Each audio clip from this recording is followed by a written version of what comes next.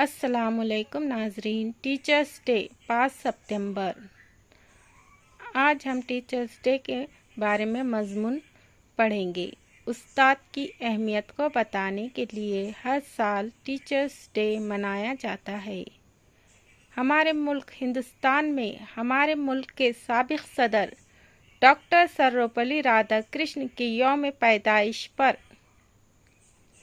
यौम असातिज़ा यानी teachers day मनाया जाता है। उनकी पैदाइश 5 सितंबर सन 1888 को तमिलनाडु में हुई। राधाकृष्ण एक कामयाब मुदर्रिस और मुसन्निफ़ थे, इसलिए हर साल डॉक्टर राधाकृष्ण की यौम पैदाइश पर उस्ताद की अहमियत यानी कि टीचर्स डे मनाया जाता है। हमारे चैनल को लाइक और सब्सक्राइब कीजिए ताकि आने वाली वीडियो आप तक पहुँचे। अल्लाह हाफिज़।